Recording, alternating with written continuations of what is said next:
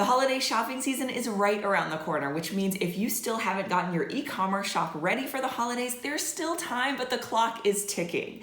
In this video, I'm going to share 5 tips to help you get your online shop prepared for more sales, whether this holiday season or all year round. Hi, I'm Mallory Whitfield, and this is Badass Creatives, your home for marketing advice for artists, makers, and badass creative entrepreneurs just like you. I've taught marketing to hundreds of small business owners as a frequent speaker at events like Craftcation Conference, as a former adjunct professor for Tulane University's School of Professional Advancement, and through my own program, the Badass Creatives Marketing Accelerator. I spent more than a decade selling my own handmade products and the work of other artists at craft fairs and art markets, in addition to an e-commerce shop. So if I was still doing that lifestyle and wanted to make this holiday season a big success with all of my marketing knowledge that I've gained since then, here's what I would do. My first tip is to create at least one curated gift guide. Gift guides can play a key role in making more sales during the holiday shopping season. Now, after I stopped doing art markets and stopped running my online shop,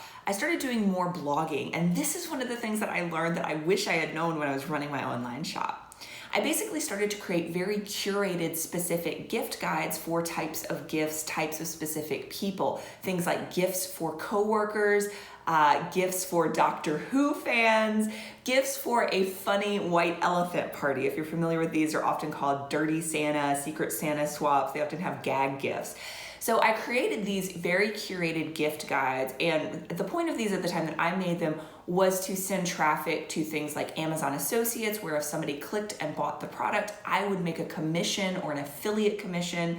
Now, you can do the same thing whether you're a blogger and want to do it like I did, or you want to do it for your own e-commerce shop. Now, when it comes to gift guides, this could be a great place for collaboration with other artists and handmade business owners.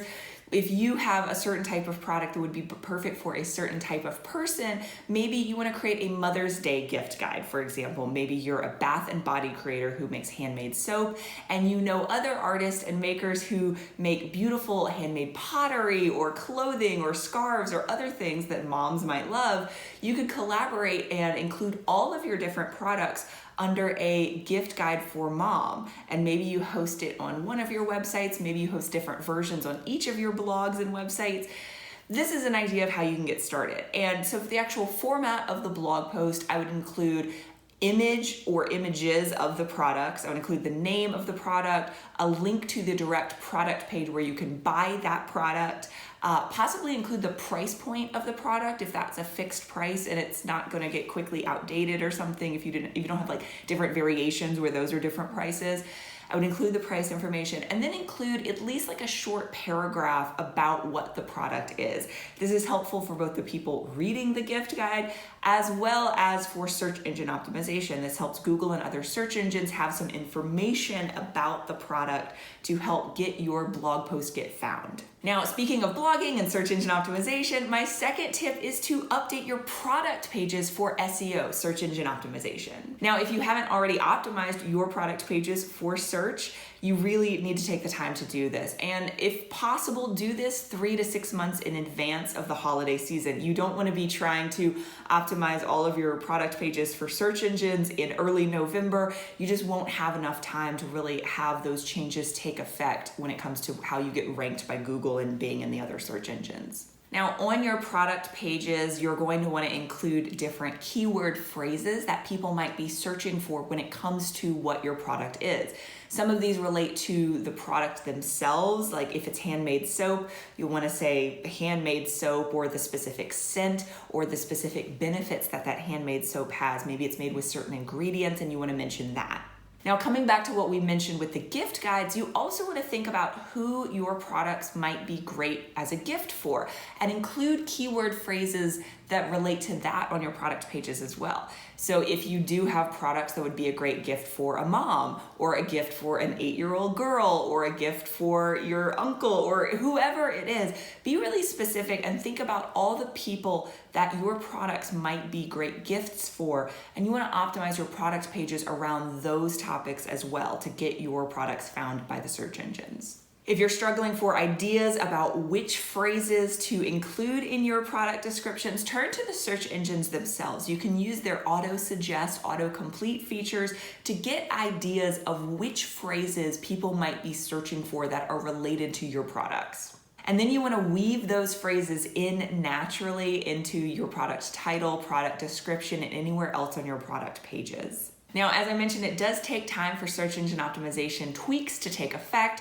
so it can often take 3 to 6 months. Anytime you can make these edits as early as possible, if we're talking about the holiday season at the end of the year, the December shopping season, you really want to try to make these edits in the summer or even spring if possible.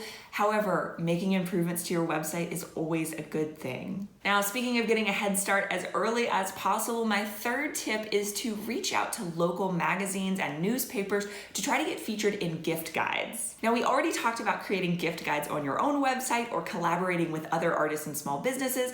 This is about getting featured on a broader scale. And I really suggest looking for local magazines and newspapers if possible. Try to be a big fish in a small pond rather than shooting for national press right away. That is possible, but it's going to be a little harder. The other thing about national press versus local media is that the national publications often have a much longer time frame that they start preparing. So they might start working on their holiday issues in the summer, whereas a lot of times with local publications, local newspapers, local news magazines, you might be able to get in a little later towards the holiday season. You might be able to sneak your products in the fall for their holiday issues. Back when I was running my own online shop, I did have a lot of success with working with local journalists. Journalists are always looking for stories. They're looking for help with their job. They have an important and hard job. And so the more that you can be of service to them, it can often benefit you. If possible, figure out how to develop relationships with local journalists who cover information related to what you do. Often there are features in local magazines that are for fashion and home and lifestyle, places where gift guides would naturally fit. Try to figure out who those local journalists are that are covering that and figure out how you can build a relationship with them. You can often find their email addresses either on their websites or in the print publications. Reach out to them directly. Be very friendly and helpful. Givers get. Right? If we can offer value to other people, it's often much more helpful to us than to simply ask, and try to take without giving anything in return. Now, once you know the names of these local journalists, you can also try to reach out to them and find them on social media platforms like Instagram and Facebook and LinkedIn. If you're participating in any special local holiday events, that can also be a great reason to reach out to local press. Through events is actually how I got a lot of my press back in the day. I would reach out, send a press release about the local event that I was producing or participating in, and often that is how we got the initial relationship started with local press. Now, my fourth tip is don't forget about the power of Pinterest. Pinterest is a tool that often gets misunderstood and underutilized. When I talk about Pinterest to handmade businesses and creative shop owners, I like to explain that Pinterest is not as much a social media tool as it is a search engine, and it's a visual search engine. So I mentioned that I used to do these affiliate blog posts. This is something that I would do. I would create the blog post and then I would create a beautiful Pinterest optimized image, often multiple images, and I would add them to Pinterest, and some of those are still circulating, even though some of the blog posts themselves may not exist anymore. The Pinterest images are still circulating around on Pinterest. And here's an example of how I used to do this with Pinterest and the gift guides in conjunction. Often, if there was a topic where I could break it down by different price points, so gifts for Doctor Who fans, for example. I'm a geek. I love the television show Doctor Who. It's been around for years, and so I would create these gift guides where it had gifts for Doctor Who under different price points. So I'd go on Amazon, look at all the different products that were related to Doctor Who and kind of sort my favorites based on price points. So I'd have gifts for Doctor Who under $100, gifts for Doctor Who fans under $50, and then gifts for Doctor Who fans under $25. So especially if you're gonna collaborate with other artists and makers, this could be a format that you could use. You could do gift guide for coworkers, for example, and do different price points. Maybe gifts for coworkers under $25, under $15, and under $10, or something like that. This could be a way to format the structure of the blog post and create beautiful Pinterest-inspired images that you could add and that will continue to send traffic to your site for a very long time.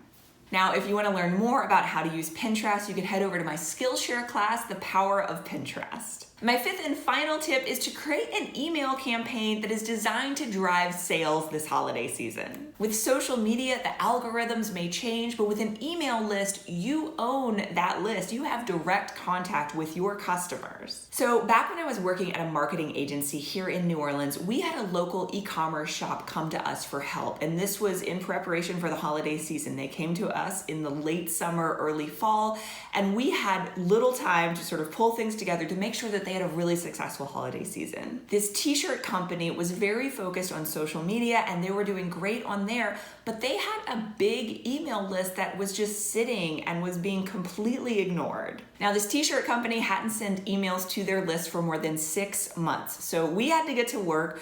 We put together some email automations that would nurture their existing and new customers, things like welcome emails and abandoned cart emails for their e-commerce shop.